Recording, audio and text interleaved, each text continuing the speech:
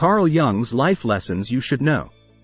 A psychoneurosis must be understood, ultimately, as the suffering of a soul which has not discovered its meaning. Everyone knows nowadays that people have complexes. What is not so well known, though far more important theoretically, is that complexes can have us. Understanding does not cure evil, but it is a definite help, inasmuch as one can cope with a comprehensible darkness. The man who promises everything is sure to fulfill nothing, and everyone who promises too much is in danger of using evil means in order to carry out his promises, and is already on the road to perdition. Our heart glows, and secret unrest gnaws at the root of our being. Dealing with the unconscious has become a question of life for us. The wine of youth does not always clear with advancing years, sometimes it grows turbid.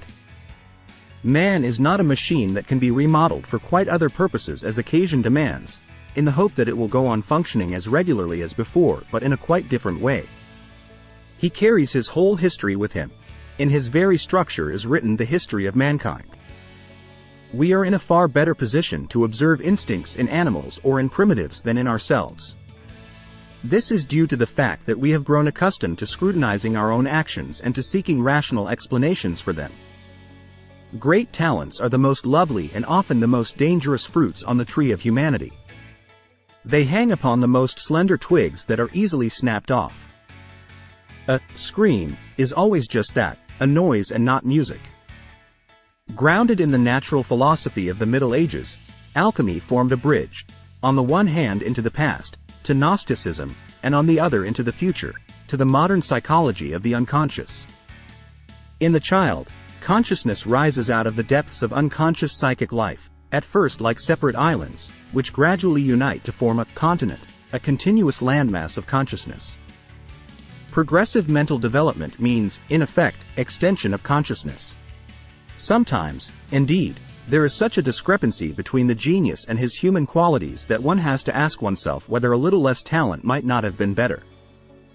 Just as we might take Darwin as an example of the normal extroverted thinking type, the normal introverted thinking type could be represented by Kant. The one speaks with facts, the other relies on the subjective factor. Darwin ranges over the wide field of objective reality. Kant restricts himself to a critique of knowledge. The Christ symbol is of the greatest importance for psychology insofar as it is perhaps the most highly developed and differentiated symbol of the self, apart from the figure of the Buddha. Who looks outside, dreams. Who looks inside, awakes. A particularly beautiful woman is a source of terror. As a rule, a beautiful woman is a terrible disappointment. Your vision will become clear only when you can look into your own heart. Who looks outside, dreams. Who looks inside, awakes. Everything that irritates us about others can lead us to an understanding of ourselves. Knowing your own darkness is the best method for dealing with the darknesses of other people. Even a happy life cannot be without a measure of darkness, and the word happy would lose its meaning if it were not balanced by sadness. It is far better take things as they come along with patience and equanimity. We cannot change anything until we accept it. Condemnation does not liberate, it oppresses. As far as we can discern, the sole purpose of human existence is to kindle a light in the darkness of mere being. In all chaos there is a cosmos, in all disorder a secret order. Where love rules, there is no will to power, and where power predominates, there love is lacking. The one is the shadow of the other. One looks back with appreciation to the brilliant teachers, but with gratitude to those who touched our human feelings. The curriculum is so much necessary raw material, but warmth is the vital element for the growing plant and for the soul of the child. There is no coming to consciousness without pain. The healthy man does not torture others. Generally, it is the tortured who turn into torturers. The meeting of two personalities is like the contact of two chemical substances. If there is any reaction, both are transformed. The word happy would lose its meaning if it were not balanced by sadness. It all depends on how we look at things, and not how they are in themselves. A man who has not passed through the inferno of his passions has never overcome them. The creation of something new is not accomplished by the intellect but by the play instinct acting from inner necessity. The creative mind plays with the objects it loves. Children are educated by what the grown-up is and not by his talk. Every form of addiction is bad, no matter whether the narcotic be alcohol or morphine or idealism. The pendulum of the mind alternates between sense and nonsense, not between right and wrong. We are born at a given moment, in a given place, and, like vintage years of wine, we have the qualities of the year and of the season of which we are born. Astrology does not lay claim to anything more. The collective unconscious consists of the sum of the instincts and their correlates, the archetypes. Just as everybody possesses instincts, so he also possesses a stock of archetypal images.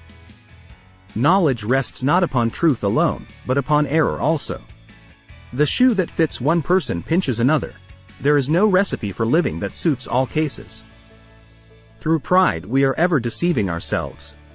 But deep down below the surface of the average conscience, a still, small voice says to us, something is out of tune. Often the hands will solve a mystery that the intellect has struggled with in vain. When an inner situation is not made conscious, it appears outside as fate.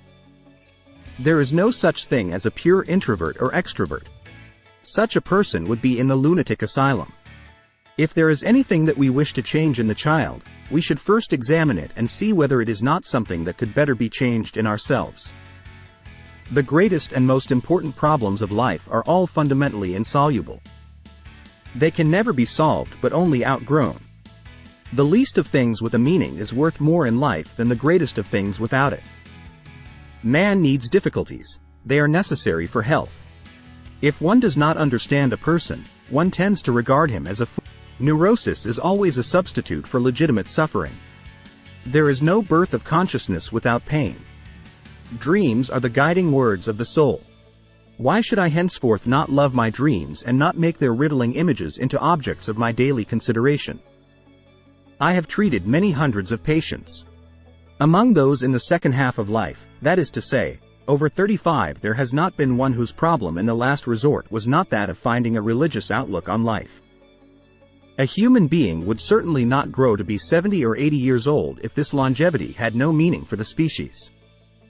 The afternoon of human life must also have a significance of its own and cannot be merely a pitiful appendage to life's morning. The most intense conflicts, if overcome, leave behind a sense of security and calm that is not easily disturbed. It is just these intense conflicts and their conflagration which are needed to produce valuable and lasting results. For a young person, it is almost a sin, or at least a danger, to be too preoccupied with himself. But for the aging person, it is a duty and a necessity to devote serious attention to himself. Nobody, as long as he moves about among the chaotic currents of life, is without trouble. We deem those happy who from the experience of life have learnt to bear its ills without being overcome by them. Show me a sane man and I will cure him for you. Who has fully realized that history is not contained in thick books but lives in our very blood? Resistance to the organized mass can be effected only by the man who is as well organized in his individuality as the mass itself. It is a fact that cannot be denied. The wickedness of others becomes our own wickedness because it kindles something evil in our own hearts. Man's task is to become conscious of the contents that press upward from the unconscious. The Christian missionary may preach the gospel to the poor naked heathen, but the spiritual heathen who populate Europe have as yet heard nothing of Christianity. Mistakes are, after all, the foundations of truth, and if a man does not know what a thing is, it is at least an increase in knowledge if he knows what it is not. Masses are always breeding grounds of psychic epidemics. Shrinking away from death is something unhealthy and abnormal which robs the second half of life of its purpose. The debt we owe to the play of imagination is incalculable. We shall probably get nearest to the truth if we think of the conscious and personal psyche as resting upon the broad basis of an inherited and universal psychic disposition which is as such unconscious, and that our personal psyche bears the same relation to the collective psyche as the individual to society. In my case, Pilgrim's Progress consisted in my having to climb down 1,000 ladders until I could reach out my hand to the little clod of earth that I am. We should not pretend to understand the world only by the intellect. The judgment of the intellect is only part of the truth. Follow that will and that way which experience confirms to be your own. Without this playing with fantasy, no creative work has ever yet come to birth. The debt we owe to the play of the imagination is incalculable. All the works of man have their origin in creative fantasy. What right have we then to depreciate imagination? The word belief is a difficult thing for me. I don't believe. I must have a reason for a certain hypothesis. Either I know a thing, and then I know it, I don't need to believe it. Thanks for watching video. Like, share and subscribe to watch for more.